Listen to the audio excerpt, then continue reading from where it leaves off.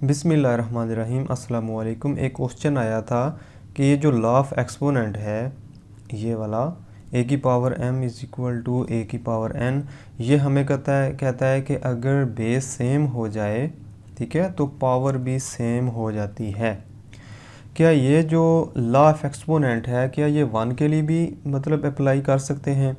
यानी कि 1 is equal to 1 हम लिख सकते हैं, तो 1 की जगह हम 1 की पावर 0 भी लिख सकते हैं और 1 की जगह 1 की पावर 1 भी लिख सकते हैं। यहाँ भी बेस जो है वो सेम है, लेकिन पावर जो है इक्वल ये तो नहीं है। 0 इज़ नॉट इक्वल टू 1, ठीक है। इसका मतलब है यहाँ पर ये जो लॉ है ये फेल हो जाता है। इसका मतलब है 1 के लिए हम ये लॉ अप्लाई नहीं कर सकते, सिर्फ वो नंबर इस्तेमाल करेंगे, उन नंबर्स के लिए हम ये लॉ इस्तेमाल करेंगे जो 1 नहीं है, 1 के अलावा हैं। 1 के लिए तब ही इस्तेमाल करेंगे जब इधर 1 की पावर 1 हो, इधर भी 1 की पावर 1 हो, बेस सेम है और 1 की पावर 1 सेम है। इसका मतलब है अगर इधर 1 होगा ए की जगह, तो ये लॉ यानी उनके लिए ज़रूरी नहीं है कि पावर भी सेम हो। पावर सेम कभी हो सकती है, कभी नहीं भी हो सकती। इसका मतलब है 1 के लिए हम ये लॉ इस्तेमाल नहीं कर सकते। इसकी वजह क्या है? इसकी वजह यह है कि अगर हम यहाँ पर a की power m divided by a n कर देते हैं, दिस इज़ इक्वल टू इधर 1 हो जाएगा, ठीक है, और ये पावर ऊपर चली जाएगी, m माइनस n हो जाएगा, दिस इज़ इक्वल टू 1। इसका दोनों तरफ हम लॉग ले लेते हैं। लॉग लेने से ये जो पावर है ये शुरू में आ जाएगी m माइनस n, और ये हो जाएगा log of a। This is equal to 1 का लॉग जो होता है वो 0 होता है, हमें पता है।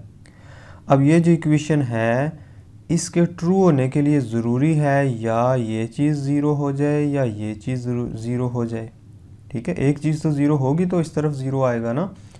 तो अगर हम a की जगह 1 रख देते हैं तो ये 0 हो जाती है। लॉग ऑफ 1 0 होता है, हमें पता है, ये ट्रू हो जाती है फिर, ठीक है। इसका मतलब है कोई ना कोई चीज़ अगर 0 हो जाए तो ये इक्वेशन ट्रू हो जाती है। जब हम a की जगह 1 रख देते हैं, यानी बेस 1 रख देते हैं, तो m माइनस n के लिए ज़रूरी नहीं है कि वो भी 0 हो जाए, ठीक है, क्योंकि इक्वेशन तो इसके लिए भी ट्रू हो जाती है ना। लॉग ऑफ 1 यही जो चीज़ है, लॉग ऑफ 1 ये इक्वेशन को ट्रू कर देती है। m माइनस n के लिए ज़रूरी नहीं है कि ये मतलब 0 हो। इसका मतलब है m माइनस n जो है वो 0 नहीं भी हो सकता, वो 0 हो भी सकता है। यानी मतलब ये है कि अगर बेस 1 हो, ठीक है, a की जगह अगर 1 हो जाए तो ज़रूरी नहीं है कि पावर जो है वो सेम हो जाए, ठीक है। अगर 1 की पावर 1 है, इधर भी 1 की पावर 1 है, वो तो ठीक है, वो इक्वल हैं पावर्स। लेकिन अगर 1 की पावर 0, 1 की पावर 1 हो तो इसके लिए भी इक्वल नहीं है। इसका मतलब है a की जगह अगर 1 आ जाए तो पावर्स का सेम होना ज़रूरी नहीं है। लेकिन दूसरी तरफ देखते हैं, अगर a की जगह 1 ना हो, मिसाल के तौर पर a की जगह 2 हो जाए, ठीक है, a की जगह 2 हो जाए। अब a की जगह 2 होने का मतलब है कि इस तरफ 0 आ गया ना, तो इस इक्वेशन के ट्रू होने के लिए ज़रूरी है कि ये 0 हो जाए, क्योंकि log ऑफ 2 तो 0 नहीं हो सकता, होता ही नहीं है 0। तो log ऑफ 2 जो है ये 0 नहीं है, तो एक ना एक चीज़ तो 0 लाजमी होनी चाहिए। m माइनस m फिर 0 हो जाएगा, m minus n is equal to 0, m is equal to n, फिर पावर सेम हो जाती हैं। इसका मतलब है ये अगर 1 नहीं है, यहाँ पर बेस जो है ये 1 नहीं है, तो हमेशा पावर जो हैं वो लॉ ऑफ एक्सपोनेंट हम इस्तेमाल कर सकते हैं यहाँ पर, कि अगर बेस सेम है तो पावर्स लाजमी सेम होगी। ये हम लॉ जो है ना अप्लाई कर सकते हैं।